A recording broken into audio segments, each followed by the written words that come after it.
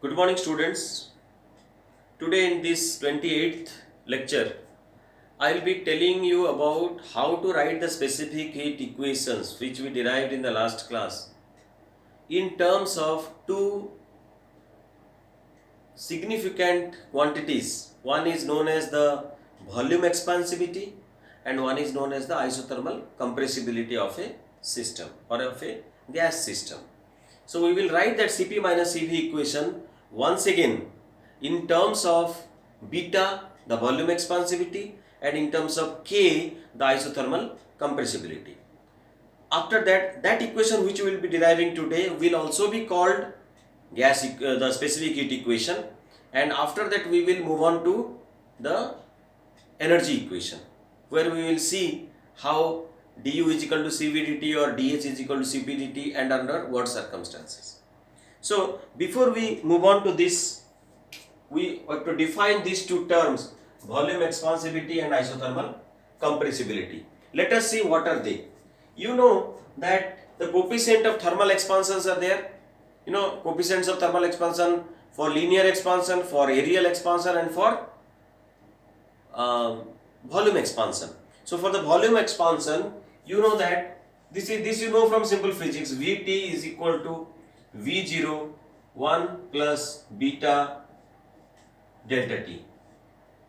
Vt is the volume after the final temperature. V0 is the original temperature. Volume at the final temperature, volume at the original temperature. Delta T is the change in temperature, and beta is the coefficient of volume expansion. So beta will be how much? Beta will be Vt minus V0, that means the change in volume, divided by the original volume into the change in temperature. If you write it in differential term, beta is equal to dV by dt 1 by V at constant pressure. This is your expression for beta, and this is called volume expansivity. Volume expansivity. Volume expansivity, beta. Okay, so this is volume expansivity. We will try to write the specific heat equations in a form which will be containing this term volume expansivity. Okay, because if you look at this volume expansivity, there is a term dV dt P, and this term is there in that expression. Now similarly, what is isothermal compressibility? What is compressibility? Compressibility is the ability of a material to get compressed. That means it is the reciprocal of the rigidity. And we know what is modulus of rigidity. Modulus of rigidity is equal to your volume stress, that means a pressure term divided by volume strain, that is dV by V, with a minus sign, because when the pressure increases the volume decreases. Okay, so this is the volume strain, this is the volume stress. If you write it in differential form, and if you keep this in differential form, and it will be, what will it will be, and if you are doing it at constant temperature, then it will be minus del P del V V into at constant pressure P, constant temperature T, at constant temperature T. This is isothermal. This is isothermal bulk modulus.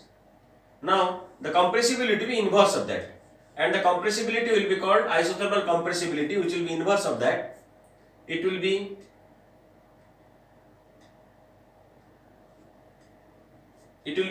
Kt is equal to, minus sign will be there, 1 by V.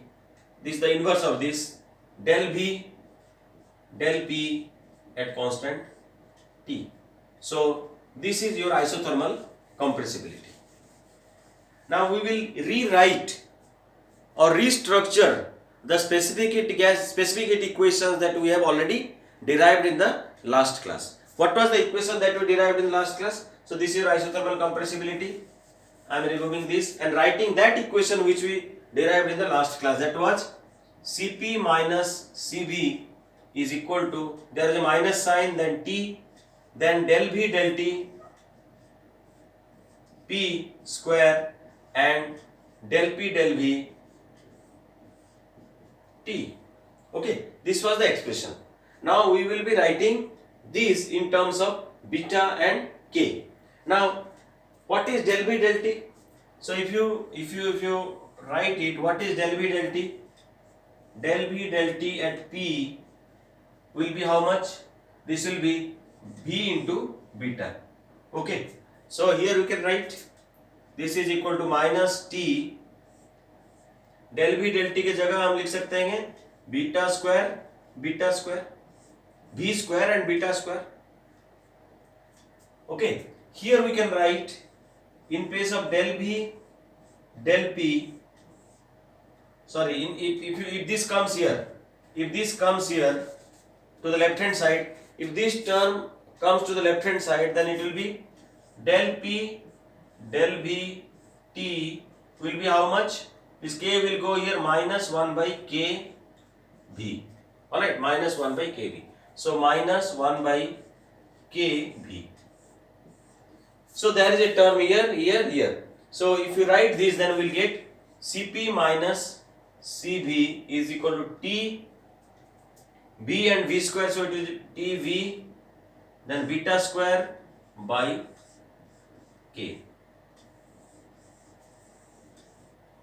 So the specific heat equation, that is the difference of Cp and Cv, can also be written in terms of volume expansibility and isothermal compressibility as Cp minus Cv is equal to Tv beta square by k, where k is the isothermal compressibility and beta is the volume expansivity. Okay, so this expression is also very significant and very important, both from the higher study in thermodynamics point of view as well as for you from exam point of view. Now we will move on to a more important derivation called the energy equation, from which we can conclude many interesting inferences. But before that, I will like to tell you that just like we derived the first TdS equation and second TdS equation, there is also a third TdS equation, and just like we derived the first TdS equation by taking entropy as a function of temperature and volume, the second TdS equation by taking entropy as a function of pressure and volume, temperature and pressure, we can also derive the third TdS equation by taking entropy as a function of pressure and volume. So this is a task for you, the third TdS equation. Derive the third TdS equation.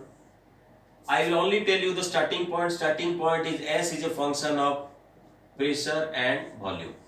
There we started with T and V, and then we wrote ds is equal to del S del T b dt like that. Similarly here you have to proceed like that, and you get the equation as TdS is equal to I'll give you the third TdS equation. TdS is equal to, this is the third TdS equation, which for the derivation of which this is the starting point, and this is equal to Cv del T del P V dP plus Cp del T del V del T del V del T del V P dV. Now this is the third TdS equation. The first TdS equation, if you remember, contained Cv term, Cv dt term. The second TdS equation contained Cp dt term, and the third TdS equation is containing both the Cv and Cp, both the terms. Okay, and another, this is one task for you. Second task is that you write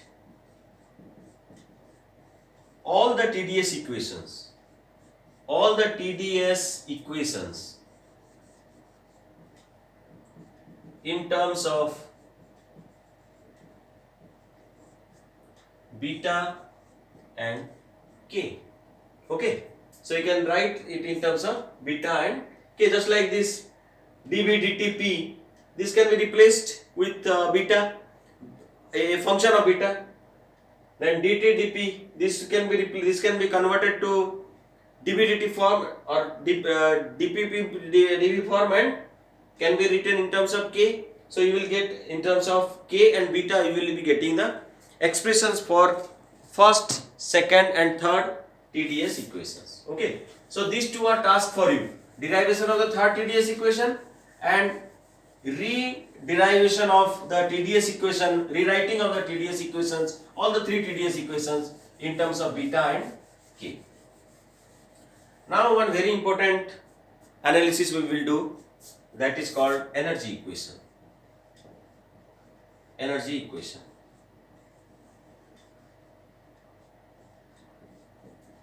I am writing equations because I will be doing it for the internal energy first, and then for the enthalpy, and we will be deriving conclusions out of these two, and both are forms of energy, you know. U is the internal energy, H is the enthalpy or the thermal energy content of the system. Now we know that du plus PdV is equal to TDS. du plus PdV is TDS, or you can write du is equal to TDS minus PdV, and we also know that the TDS is equal to CV dt plus T del V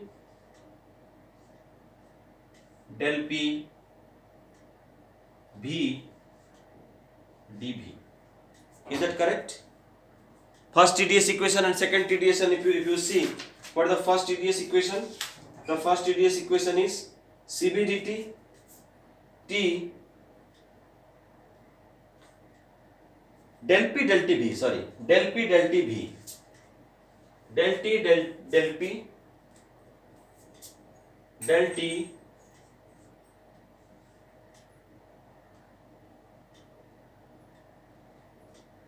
del T V dV.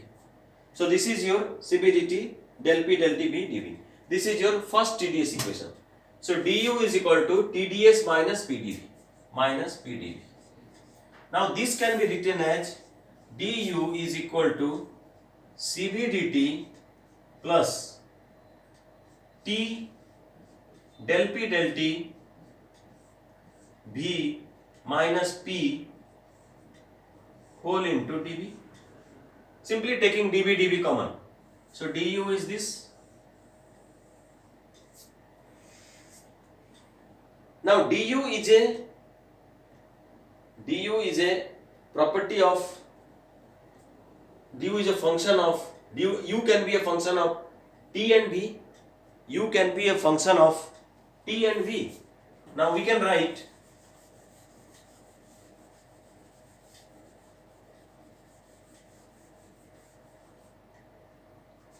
du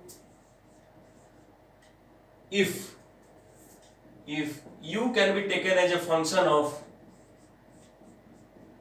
T and V, then du is equal to del u del T V dt plus del u del V T dV. Okay. So if this is the case, then we can equate this with this and this with this. So we can write that del u by del B T is equal to this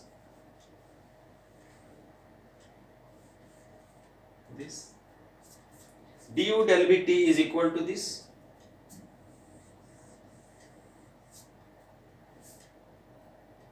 So this is called energy equation. This is called energy equation because this is an expression for the differentiation of U with respect to B at constant temperature. Now for an ideal gas, if you make this, if you want to quantify this, for an ideal gas, PV is equal to RT, therefore P is equal to R by VT. So del P del T when V is constant is how much? Del P del T when V is constant, del P del T when V is constant is equal to what? Simply R by V, and R by V is equal to what? P by T, P by T. So if I replace this, if I replace here this del P del T V by P by T, what I get? P by T, then what I get? T cancels and P minus P is 0. So for an ideal gas, for an ideal gas, what happens?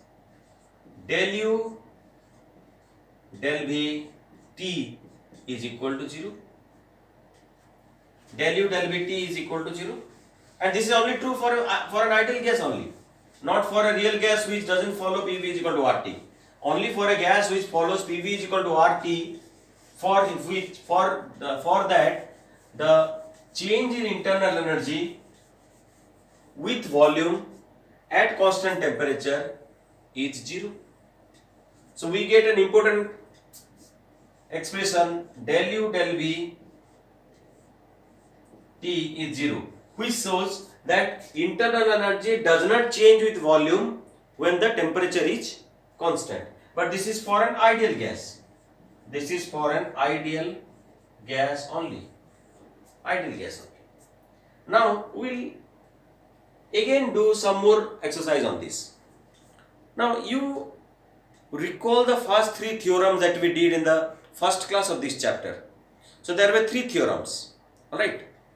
And one theorem says that if three variables are there, x, y, z, and they are related by a function f, then they are interrelated and one can be expressed as a function f of other two, then we can write them as del x del y f, del y del z f, del z del x f is equal to minus 1.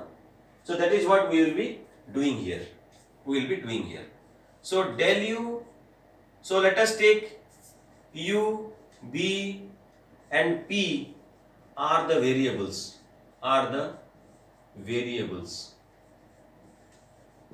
Then we can write del u del b t, del b del p t, and del p del u t is equal to minus 1. Right?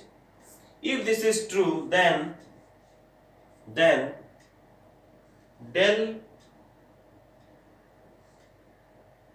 if this will go to the other side, then del u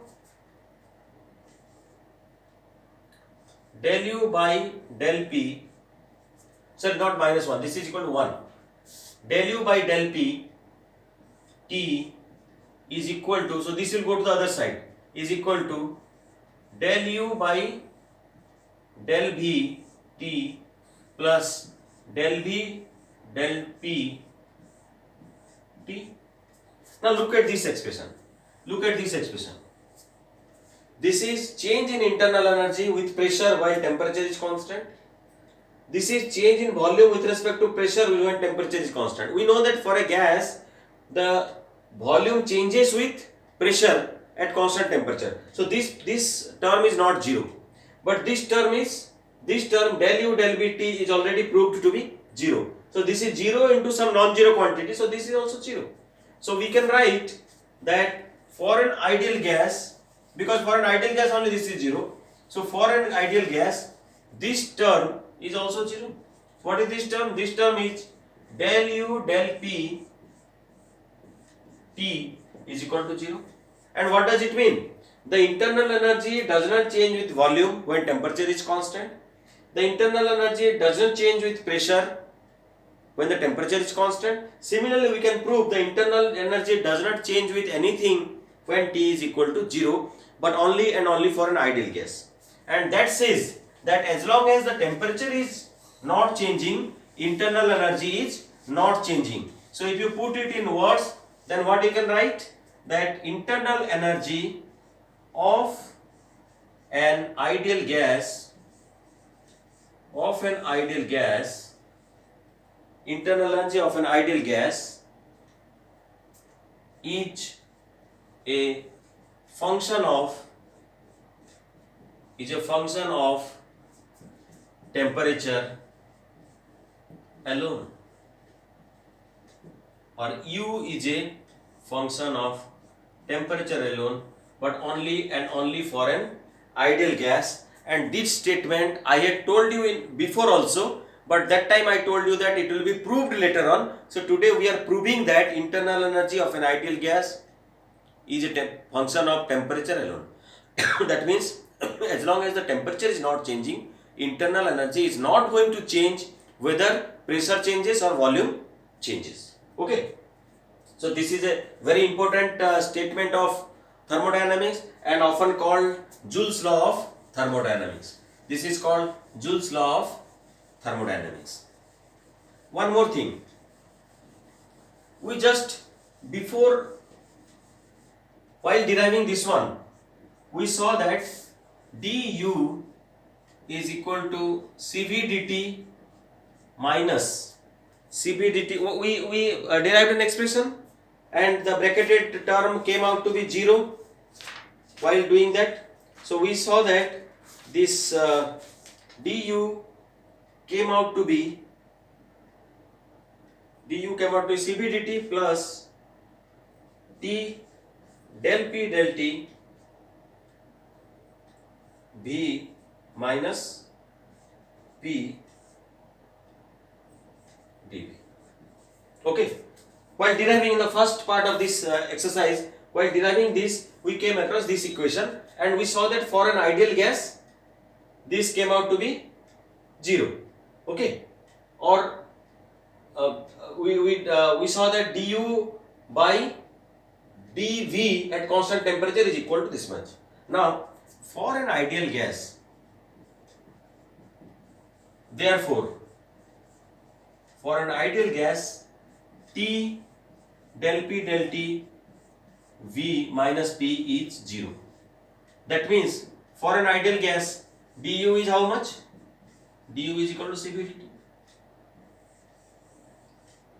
Earlier also, while solving the steady flow energy equation problem, etc., we have used this U1 minus U2 as Cv, T1 minus T2, and that time I told you that just remember it, but later on we will mathematically prove it. So mathematically we can prove that du is equal to Cv dt when this is 0, and when this is 0, this is 0, this term is otherwise not 0, this term is 0 only for an ideal gas.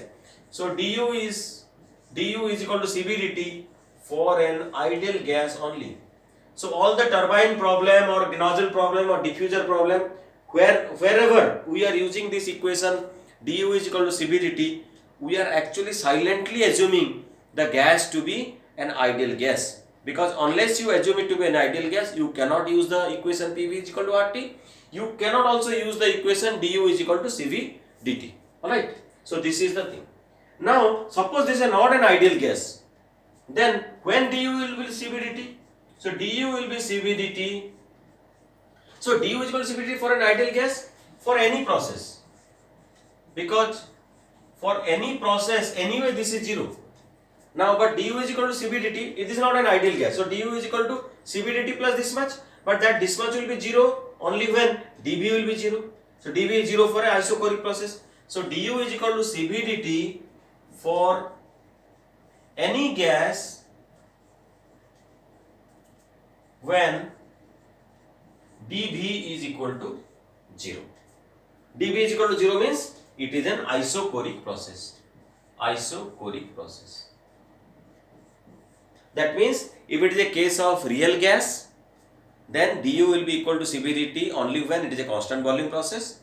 Otherwise, if you are assuming to be an ideal gas, then don't look at the process. For any process, anyway du will be equal to Cv dt. Okay. Similarly, you can also prove the same thing or similar thing for enthalpy, which is represented by the equation dH is equal to Cp dt. dH is equal to Cp dt. Here also this is a task for you. Same way you start with the definition of H. H is U plus Pb. Then dH will be equal to du plus Pdb plus Bdp, and then move forward, and you find that dH is equal to Cp dt. It is true for any process for an ideal gas, and it is true for any gas for a constant pressure process. This is a task for you. So this finishes your chapter on thermodynamic relations, and some more equations I will give you in the assignment for establishing like you have to prove that the LHS is equal to RHS. Okay, this much for today. Thank you.